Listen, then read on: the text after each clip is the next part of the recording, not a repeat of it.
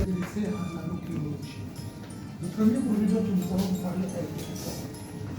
En effet, l'initiation, l'évolution et la complication de la plaque artériovereuse a pour conséquence le dysfonctionnement endothélial. Lequel dysfonctionnement endothélial expose le malade au risque de survenir de maladies cardiovasculaires coûteuses, les AVC, les infarctus du myocarde, les angioédémies, la pression artérielle élevée, les maladies artérielles, etc. Quel faut-il choisir pour traiter ces maladies cardiovasculaires? Ou encore, quel faut-il choisir pour prévenir pour prendre en charge du hypercholestérolémie? Le laboratoire STRAT vous propose Fructol. Fructol, c'est votre nouvelle statine la plus puissante et la plus puissante.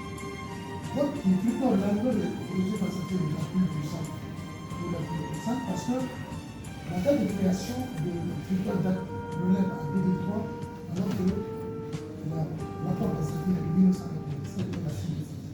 Or, c'est connu.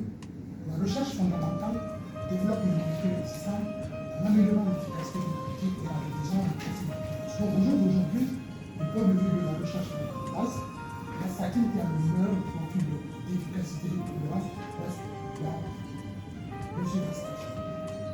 Et pour cause, sur la base d'un bilan empirique, une étude comparative a été faite entre les trois molécules statine les plus couramment utilisées, à savoir la rosuvastatine, la torvastatine et la simvastatine. Vis-à-vis du LDL cholestérol, le mauvais cholestérol, la rosuvastatine plutôt réduit de moins 36% le LDL cholestérol avec 10 mg de rosuvastatine contre moins 37% de réduction du LDL cholestérol sur 10 mg de torvastatine, voire moins de 30% de réduction du LDL cholestérol sur 10 mg. Donc, on remarque que avec on a 9% d'efficacité supérieure, d'efficacité thérapeutique supérieure en faveur de la rosuvastatine par rapport à la torvastatine et 18% d'efficacité supérieure par rapport à la rosuvastatine. Ça, c'est pour vis-à-vis du LDL. Par rapport au triglycérides, on a moins 20% de réduction de triglycérides identiquement sur la simvastatine et sur la rosuvastatine. Et moins 12% de réduction des triglycérides sous rosuvastatine. Par rapport au HDL cholestérol, là également, élévation supérieure de la rosuvastatine à 8% d'augmentation du HDL cholestérol, contre 6% d'élévation sous la torvastatine, 5%. Là également, on voit la supériorité de l'efficacité. Donc on voit bien que cette source, c'est une étude chapitre. C'est l'étude chapitre, une étude d'origine indienne, relativement récente de mars, laquelle étude chapitre nous donne ici, par rapport aux propriétés pharmacocinétiques des trois produits, des trois molécules que nous avons vues tout à l'heure, on note 20% de biodisponibilité sur rosuvastatine, contre 12% de biodisponibilité sur la torvastatine, 5% sur la simvastatine. En termes de durée d'action, donc 12 heures de demi-vie d'élimination plasmatique, 19 heures de demi-vie d'élimination plasmatique sous rosuvastatine, contre 14 heures de demi-vie d'élimination plasmatique sous la torvastatine, 2 heures de voilà les renseignements fournis par l'étude chaque. Il y a d'autres études bibliographiques très intéressantes, d'autres études scientifiques, à savoir les études européennes. Les lignes directrices européennes, notamment les deuxième ligne directrice commune européenne et ATP3, nous renseignent que c'est le cholestérol HDL qui est la cible principale du traitement. Okay. Ainsi, l'essai Stella nous renseigne qu'avec 12%, avec 10 mg de rosuvastatine, vous réduisez de 40% le LDL cholestérol. Et le Discovery Penta, une autre étude européenne, conclut en disant que 60% des patients ont atteint les objectifs européens de 2003 en matière de LDL cholestérol après absorption de rosuvastatine. D'où l'intérêt de Fluctuant par rapport à la réduction du LDL. Par rapport à la prévention primaire et secondaire, l'essai Jupiter nous renseigne qu'avec 20 mg de rosuvastatin, vous réduisez les risques de 54% les risques de survenue de crise cardiaque. L'essai Jupiter poursuit en disant qu'avec 20 mg de rosuvastatin, vous réduisez de 48% les risques d'accident vasculaire cérébral. Maintenant, ça, c'était les études européennes. Les objectifs de l'ADA, l'ADA était l'association américaine de diabétologie, nous renseigne que le diabète de type 2 est associé à un risque 2 à 4 fois plus élevé de maladies cardiovasculaires.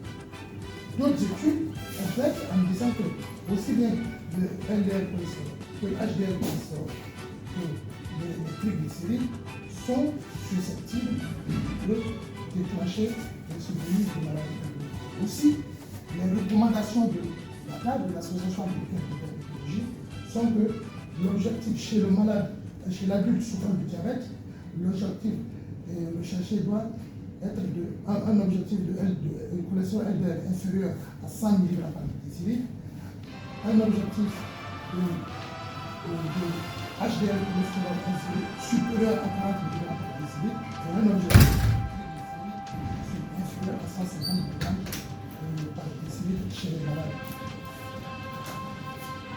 Une dernière étude qui vient soutenir, corroborer, confirmer l'efficacité supérieure du corps de la résolution supérieure, c'est l'étude d'Uranus. L'étude d'Uranus a consisté à comparer deux molécules, la rosuvastatin comparativement à la pravastatin. C'est une étude randomisée en 2002, en ce sens que c'est une aussi d'autant plus fiable qu'elle est randomisée en 2002. Randomisée parce que le choix des malades, la sélection des malades, c'est le choix de sécurité de personnes a été fait au hasard, double aveu, c'est-à-dire que ni le malade, ni l'opérateur, ni le médecin ne sait qu'il était soumis à l'opération. Donc, test alors, que l'on prenne aussi bien la cible, l'échantillon de malades sous la pratique, l'échantillon de malades sous la pratique, quel résultat on a? La rosuvastatin a considérablement réduit le niveau de LDL cholestérol par rapport à la pravastatin. Ou encore, confirmation de l'efficacité supérieure de rosuvastatin par l'étude alors, mécanisme d'action de la rosuvastatin est comme inhibiteur un inhibiteur sélectif de la compétitivité de la alchimie. Donc, essentiellement, l'inhibiteur agit au niveau droit en bloquant l'enzyme HMG-CoA inhibitase. On rappelle les paramètres pharmacocinétiques du produit. La concentration sérique maximale du produit est de 50 LDL rapide d'action. Fort taux d'efficacité thérapeutique parce que la biodisponibilité est de 40%. Demi-vie de 30 heures, longue durée d'action qui autorise à une prise unique journalière de traitement parce que après un comprimé de traitement, c'est au bout de 30 heures que la moitié de la dose initiale est gérée par le traitement. Donc il reste l'autre moitié qui est contrôlée. Alors, quelles sont les indications de traitement? L'autre a indiqué d'une part pour le traitement des hypercholestérolémies, d'autre part pour la prévention des événements cardiovasculaires. Par exemple, je peux indiquer en cas d'hyperlipidémie primaire, dyslipidémie mixte, en cas d'hyperglycémie, en cas de patients ayant des dyspepsia d'hypoglycémie, chez les patients ayant une hypercholestérolémie familiale de l'hypotype, Flictor indiqué dans la réduction de l'athérosclérose, dans la réduction de l'infarctus du myocarde de l'action cardiovasculaire, chez les patients âgés de 10 à 17 ans et en cas de hypercholestérolémie familiale. Les enregistrements ont aussi entre 5 mg à 10 mg de Flictor par jour, administré à tout moment de la journée, pendant ou en dehors de la journée, un comprimé, une prise par jour, soit de Flictor 5 mg, soit de 10 mg de Flictor 10 mg, en l'absence de toute contrainte, à n'importe quel moment de la journée. donné pendant longtemps. Avec une plage posologique intéressante qui prouve toute la souplesse d'utilisation du produit, 5 à 30 mg une fois par jour de Victor. Remarque, compte tenu de l'augmentation des effets indésirables à la dose de 40 mg à la dose externe, il a la possibilité de fractionner la dose milligramme de 40 mg en 2 prises par jour, 1 mg le matin, 1 mg le soir. Voilà, mesdames, mesdemoiselles et messieurs, présenté un Victor qui est disponible dans toutes les pharmacies à des prix défiant toute concurrence, à des prix compétitifs. Victor 5 mg coûte 4 500 francs la boîte de 30 francs. Je dis même la boîte de 30 comprimés. Donc, en mois de traitement, 4 500 francs la boîte de Victor 5. La boîte de Victor 10 mg coûte 5 700 francs la boîte de 30 comprimés. Là également, à ce prix, de 4 500 à 5 700, Victor est accessible à la plupart des patients. Merci, mesdames et messieurs, pour votre attention. Merci pour la présentation. Je vous remercie de Merci. Une question pour les présentations.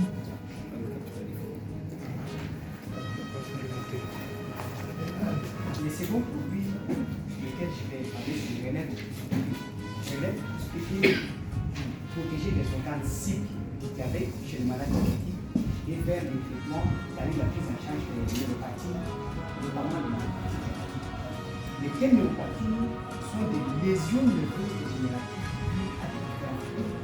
Et ces neuropathies sont causées par plusieurs facteurs, notamment les neuropathies du diabète, les médicaments, à la carence en vitamine B, les complexions nerveuses, les troubles inflammatoires, et alors, ces neuropathies se manifestent cliniquement par des symptômes tels que l'engloutissement, les sensations de brûlure, l'hypersensibilité au toucher, les sensations de picotement, de paresthésie, de fourmillement.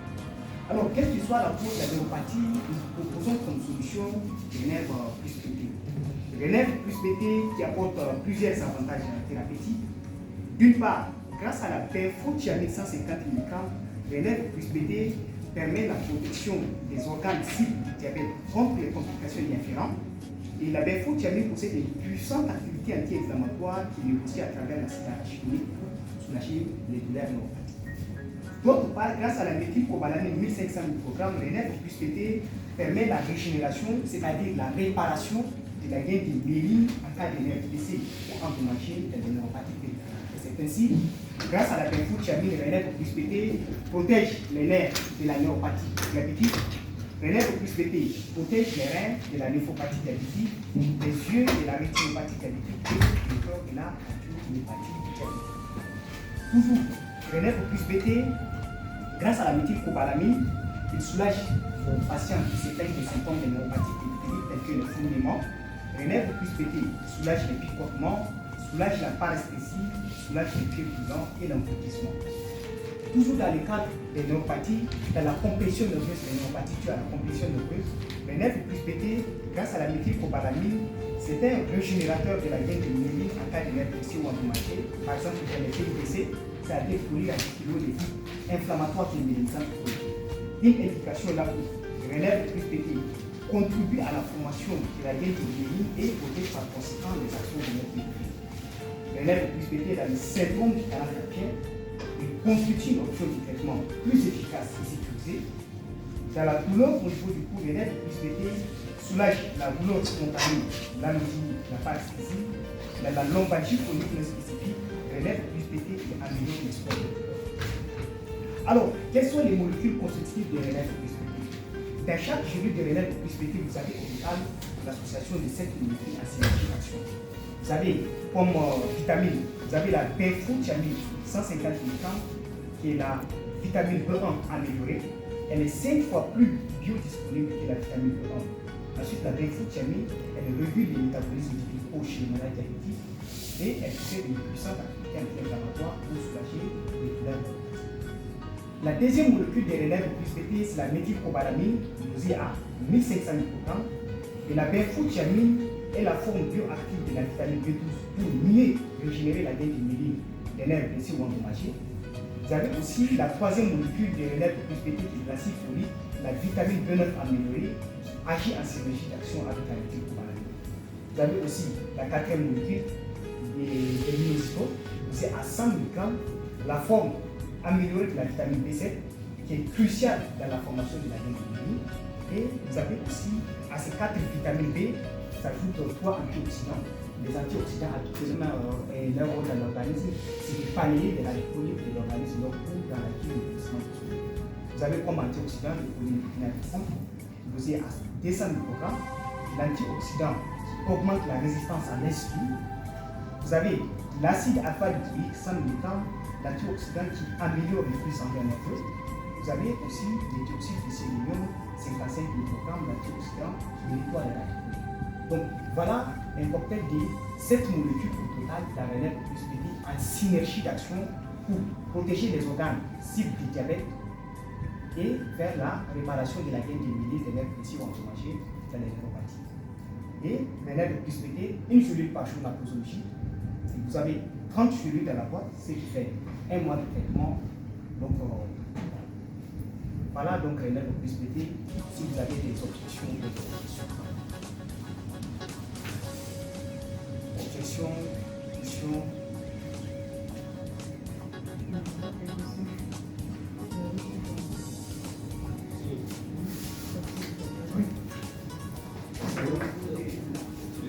Oui. Je voudrais savoir les effets secondaires sur le corps. Les effets secondaires. Et la deuxième question, Oui, allez-y. est-ce qu'il est indiqué dans les ischémies locales? Dans les. Ischémie myocardique, accident de corps. Ok. Les corps dans le façon. Alors, il y a les effets indésirables tout d'abord, c'est les troubles généraux. Voilà, on en a évoqué tout à l'heure les troubles généraux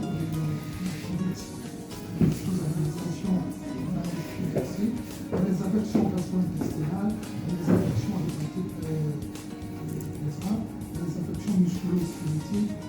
D'une manière générale, c'est tous les effets indésirables habituellement imputables aux statiques, mais en moins avec un meilleur pourcentage. Donc, il faut bien préciser, le traitement a deux buts. Prévenir le risque de survenue des événements cardiovasculaires, comme les anémies cardiovasculaires, le risque de cholestérol, la plaque artériomateuse inférieure, contribue à traiter cette plaque artériomateuse. Donc, et c'est autant de fois que voilà prévention des événements cardiovasculaires, traitement du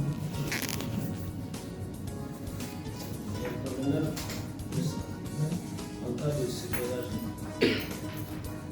parce qu'on n'a pas entendu d'effet secondaire, le sevrage est possible à son niveau. Donc en cas de sevrage, quels sont les symptômes? Alors, donc, je réponds à cette question. Pour la première des choses à savoir dans le nerf de plus petit, c'est l'équipe des vitamines et des antioxydants. Donc, les vitamines, ça apporte des bénéfices à l'organisme. Et comme on le dit actuellement, trop de sauce ne regarde pas trop de graines ne regardent pas la sauce. Un sevrage à vitamine B entraîne un syndrome de Kizako. Et ici, vous avez la bêta-vitamine, c'est la vitamine B1 améliorée. la forte dose. Et à très forte dose. Si elle est jusqu'à 150 mg. Est-ce que vous avez compris la question? Parce que vous venez de parler de la vitamine B1. Oui. Alors ici, c'est la vitamine B1 améliorée. Ici, c'est la bêta-vitamine que vous avez. Alors que la vitamine B1, c'est la thiamine. Je voudrais préciser aussi. Bon, le sous-dosage a été indiqué. Le sous-dosage a été indiqué et le malade devrait s'en tenir à la posologie de l'hygiène. Parce qu'on verra, la vitamine B, toutes les vitamines qui sont là-dedans, c'est à très forte dose thérapeutique. Parce qu'à priori, les vitamines n'ont pas d'efficacité, mais à forte dose, ils ont des cas de stress, ça permet un danger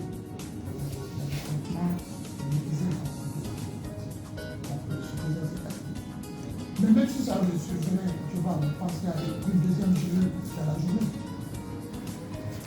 une troisième journée dans la journée, sauf que des vitamines. A priori, il n'y a pas de trucs comme ça. A priori. Voilà, ici, À moins qu'il y ait permettez-moi s'il vous plaît. oui.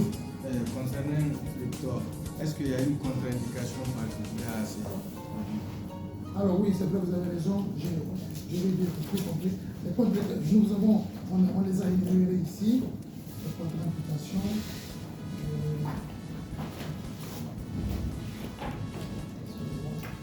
En cas de grossesse et allaitement, c'est précisément pour le médicament. En cas d'hypersensibilité à la réussite d'alphabet connue, en cas d'infection hépatique évolutive, en cas de myopathie, en cas d'insuffisance rénale modérée, en cas d'hyperthyroïdie, en cas de consommation excessive d'alcool. Vous l'aurez constaté que là également, c'est toujours le même profil de contre-indication actuellement identifié dans l'utilisation des statines, mais un profil meilleur quand même parce qu'on a évolué de la statine qui est là. Voilà. Donc ça se pose. Ici, les contre-indications se posent à moins d'activité. Mais en cas de contre-indication, on ne doit pas prescrire. Voilà, comme pour tous les médicaments. Contre-indication absolue. Contre-indication, on ne prescrit pas. Effet indésirable, on prescrit, c'est pas la prescription n'est pas interdite, mais on prévient sur les possibles survenus de ces effets. Merci.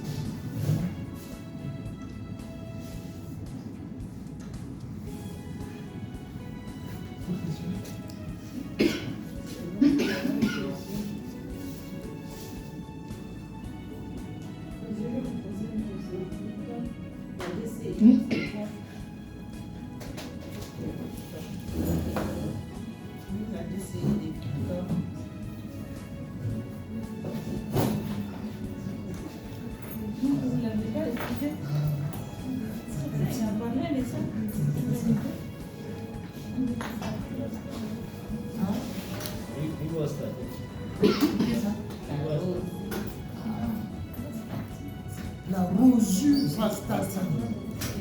La DCI de plutôt c'est la rosuvastatine. R-O-S-U-T-A-D-I-N-E. De la famille des statines. DCI, deux vocations. Prévenir les risques de survenue des maladies cardiovasculaires causées par la plaque artériomateuse. Lorsque la plaque artériomateuse est là, traiter cette plaque artériomateuse pour empêcher l'hypercholestérolémie, le cholestérol de boucher les nerfs, les artères. Donc, retenez DCI rosuvastatine de la famille des statines. Merci.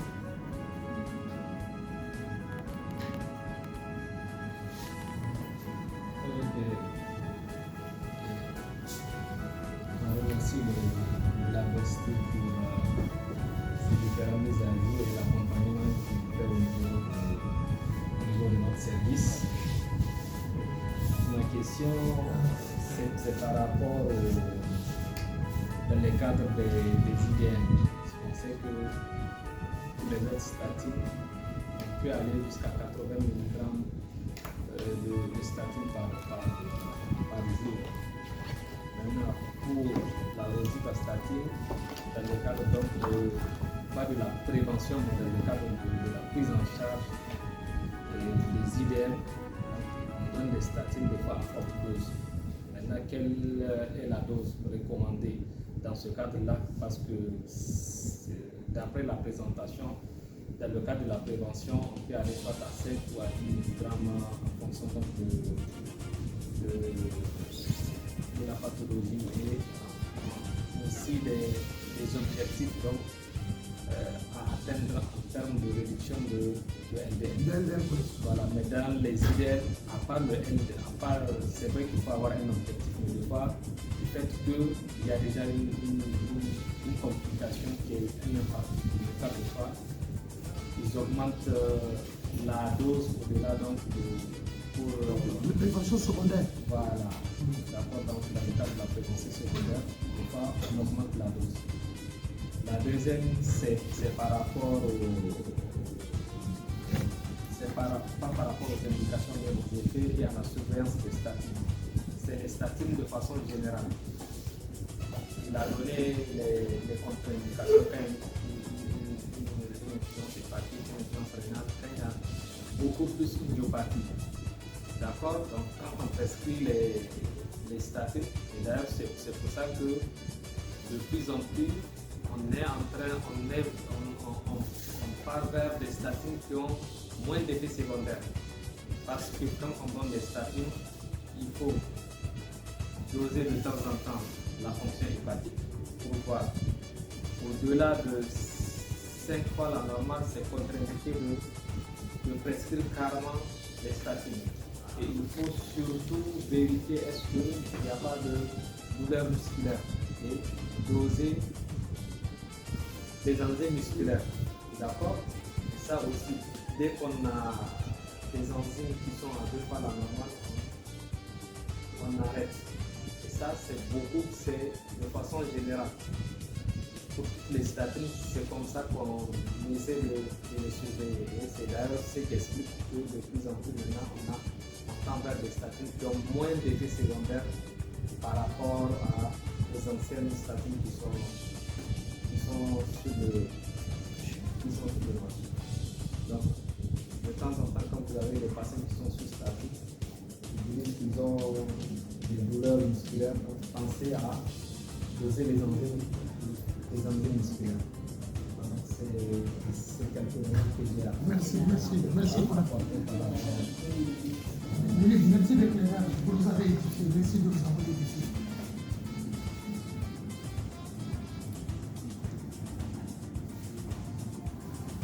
Je voulais juste ajouter que nous avons une page sur la base des résumés, des RCD, des résumés que la police produit.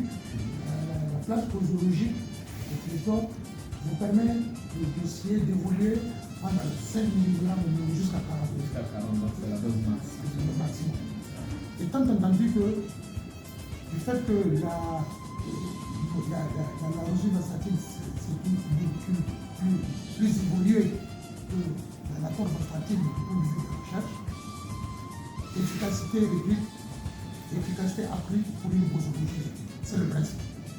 Efficacité accrue. Donc avec un dosage moindre de rosuvastatine, vous obtenez une efficacité thérapeutique équivalente à un dosage vraiment plus élevé que la torvastatine, voire la simvastatine. Mais vous pouvez essayer jusqu'à 40 mg. Donc pour éviter la multiplication des effets généraux, la dose de 40 mg sera seulement répartie en deux prises. Moitié le matin, 20 mg le matin. Voilà la précision qu'on peut.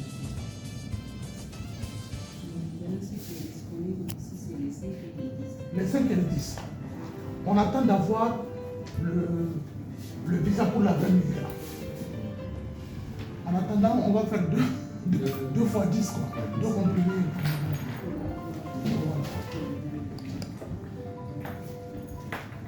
C'est bon. Alors, à 11 700 par la boîte de lunaire BT pour 1 mois de traitement. Donc, c'est une cellule à ne pas dépasser. Les vitamines dedans sont déjà fortement dosées. Donc, il faut rassurer le malade. Une cellule, là, ça suffit.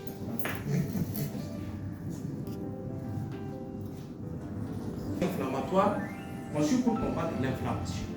L'inflammation se caractérisant par la rougeur, le gonflement, les sensations de chaleur, les douleurs pulsatives, voire même l'altération du fonctionnement de la cardiologie. Alors, Melonax, puissant anti-inflammatoire qu'il est, apporte plusieurs bénéfices patients. Un premier bénéfice patient avec le Melonax, c'est un soulagement plus durable. Soulagement plus durable parce qu'il a 20 heures de délit. Donc avec une surprise, vous couvrez les 24 heures. Un deuxième bénéfice patient avec le Melonax, c'est un soulagement plus efficient. Plus efficient parce qu'il offre 90% de biodisponibilité. Comparativement au diclofénac qui a 50% de biodisponibilité ou à l'ibuprofène qui a 10% de biodisponibilité. Un troisième bénéfice patient avec le Melonax, c'est la meilleure tolérance gastrique et cardiovasculaire. Meilleure tolérance gastrique et cardiovasculaire parce que c'est un anticoxydé spécifique. Anticoxydé spécifique, cela voudra dire que le Melonax n'a aucune affinité sur la COX-1 qui est principalement responsable des effets néfastes sur l'estomac, les reins, la létulum et autres, ce dont on incrimine les AINS classiques. Le Melonax est un inhibiteur sélectif de la COX-2 qui représente le site d'inflammation, d'où la meilleure tolérance gastrique et cardiovasculaire. Melonax offre un quatrième bénéfice patient qui est une meilleure observance du traitement plus facile à respecter. Pourquoi? Parce que c'est un dosage, c'est un seul comprimé par jour, une seule prise par jour. Vous disposez de deux dosages, le 15 mg et le 7,5 mg. Le 15 mg, principalement indiqué dans la douleur aiguë, et le 7,5 mg indiqué dans la douleur chronique. Le Melonax, il est indiqué en cas d'ostéoporose, en cas de douleur musculaire, en cas de lombalgie. Melonax en cas d'arthrite rhumatoïde, Melonax dans les douleurs post-opératoires, Melonax dans les spondylarthrites ankylosantes, Melonax dans les douleurs, dans les dysménorrhées primaires, voire même dans les douleurs phase ménopausique. Posologie, comme je viens de le dire, un seul comprimé par jour. Melonax 15 mg au prix de 5200 francs la boîte de 10 comprimés et le Melonax 5 mg au prix de 3900 francs la boîte de 10 comprimés de 10 jours. Après le Melonax, je vais vous donner un deuxième antalgique tout aussi efficace, le Stimol Extra. Le Stimol Extra, c'est un antalgique d'action centrale de premier palier.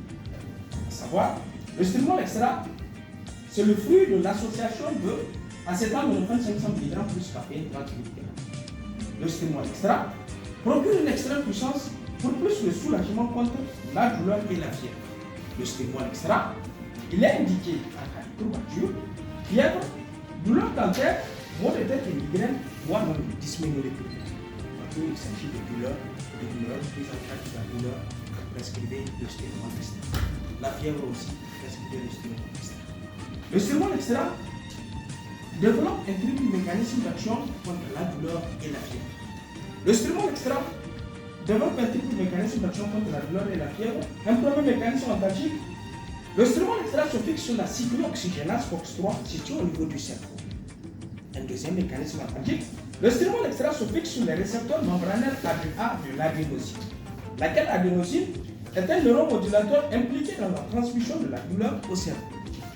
Troisième mécanisme antalgique avec le Stimol Extra.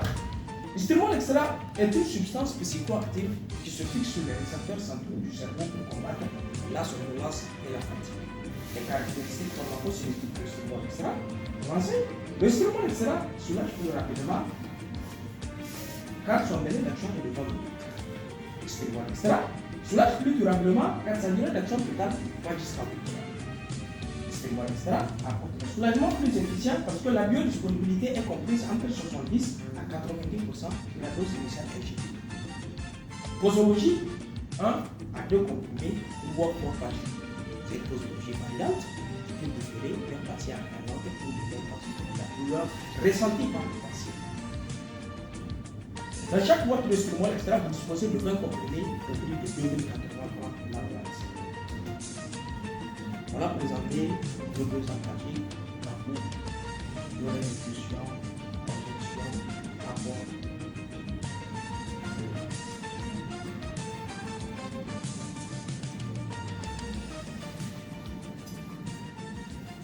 Voilà. Concernant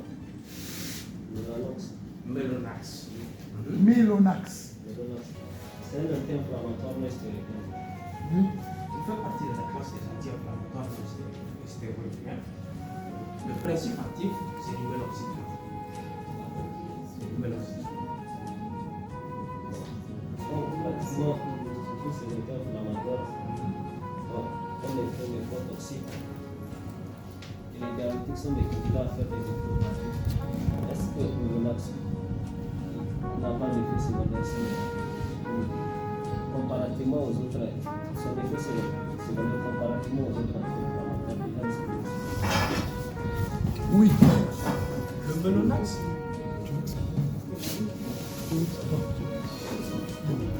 Bon, très bonne question. C'est que le Mélonax est un anti-inflammatoire non-stéroïdien appartenant donc à la famille des anti-inflammatoires. Alors, c'est un anti-inflammatoire non-stéroïdien de nouvelle génération. Pourquoi? Parce que les ANS classiques, dans le processus de l'inflammation, ils agissent, ils inhibent la COX-2 et ils inhibent la COX-2.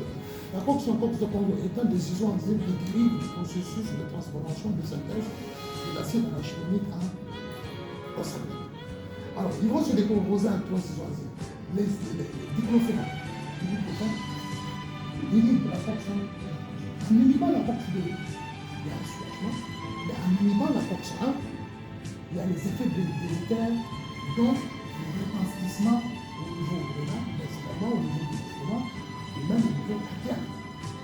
C'est ce que là encore, la recherche fondamentale origine a évolué au sein de la famille des ANS pour aboutir à des molécules comme le Loriscan, comme le Mélonax.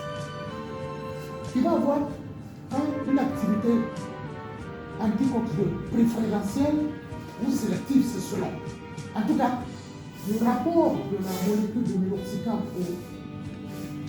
à la COX-1 est fini.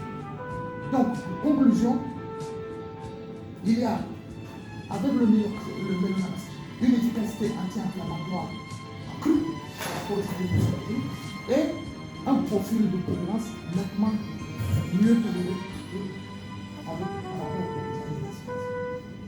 Il n'y a pas de risque zéro, mais enfin, il y a une tolérance, le profil de tolérance élevé. C'est une évolution par rapport aux autres. merci. Merci. D'abord, Autre question? On a posé une fondation. Mais c'est nous qui vous remercions.